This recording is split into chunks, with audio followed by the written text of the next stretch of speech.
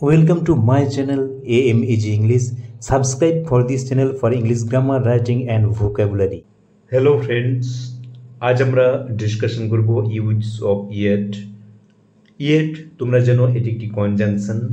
আগের ভিডিওগুলোতে আমরা not only but also, either or, neither নর, বিভিন্ন এরকম কনজাংশন, প্রতিটি ভিডিওতে একটি করে কনজাংশনের ব্যবহার সম্পর্কে আমরা ডিসকাশন করেছি। তোমরা ভিডিওগুলো দেখে নেবে। আজ আমরা যে টপিক নিয়ে আলোচনা করব ইউজ অফ ইয়েট। ইয়েট তোমরা জানো এটি কনজাংশন। এর মানে এখনও, তবু বা আরও বোঝায়, অর্থাৎ আপ টু নাও, এখনও পর্যন্ত। দেখো এটা কী হিসেবে ব্যবহৃত হয়? অ্যাজ অ্যান অ্যাডভার্ব হিসেবে ব্যবহৃত হতে পারে। নেগেটিভ সেন্টেন্সে দেখে, নেগেটিভ সেন্টেন্সের মিনিং কী বোঝে? এখনও না, কিছু এখন ঘটেনি তবে ভবিষ্যতে ঘটতে পারে, এরকম মিনিং করতে ব্যবহৃত হয়। দেখো এক্সাম্পল দেখো, তাহলে বুঝতে পারবে। I haven't finished my homework yet. অর্থাৎ এখানে কি মিনিং বোঝাচ্ছে? যে আমি এখনও আমার বাড়ির কাজ শেষ করিনি। দেখো এখনও না বোঝাচ্ছে। ইয়েট অর্থে কি বোঝাচ্ছে এখানে? এখনও না, আমি এখনও বাড়ির কাজ শেষ করিনি। আবার দেখো সি হ্যাজেন্ট অ্যারাইভড ইয়েট, সে এখনও পৌঁছায়নি, অর্থাৎ এখনও না বোঝাচ্ছে। সি হ্যাজেন্ট অ্যারাইভড ইয়েট, তাহলে বুঝতে পারছো ইয়েটের এখানে মিনিংটা কি বোঝাচ্ছে? এখনও না, এখনও পৌঁছায়নি, এখনও বাড়ির কাজ শেষ করিনি, তাহলে বুঝতে পারছো এখনও না বোঝাচ্ছে ইয়েট। আবার দেখো কোশ্চেন, প্রশ্নবোধক বাক্য কী হয়?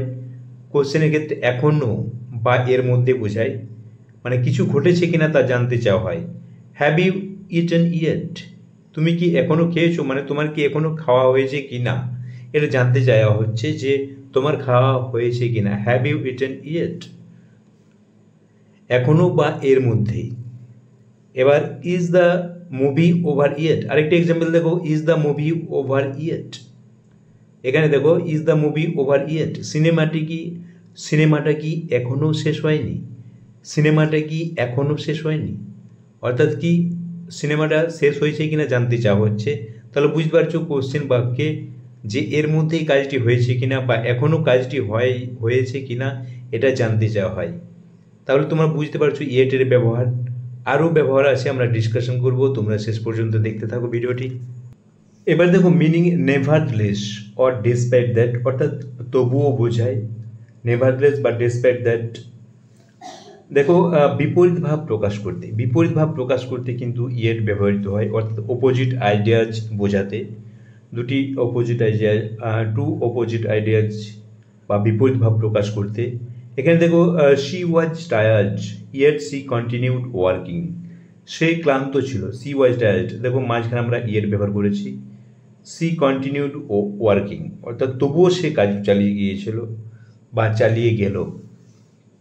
এখানে দেখো ক্লান্ত থাকলে তার কাজ করার কথা নয়, কিন্তু তবুও সে কাজ চালিয়ে গেল। এরকম কন্ট্রাস্টিং আইডিয়াজ বা বিপরীত ভাব বোঝাতে আমরা কি করব?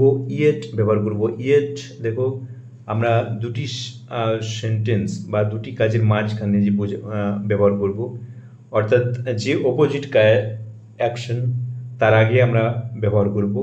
আবার দেখো he is rich yet unhappy, সে ধনী তবুও সে অসুখী। এখানে দেখো ইয়েট ব্যবহৃত হয়েছে কন্ট্রাস্টিং আইডিয়াজ বোঝাতে, অর্থাৎ বিপরীত ভাব প্রকাশ করতে। সে ধনী তবু অসুখী, অর্থাৎ কি ধনী হলে তার সুখী হওয়ার কথা, কিন্তু এখানে অসুখী। তাহলে এখানে দেখো ইয়েট ব্যবহৃত হয়েছে বিপরীত ভাব প্রকাশ করতে।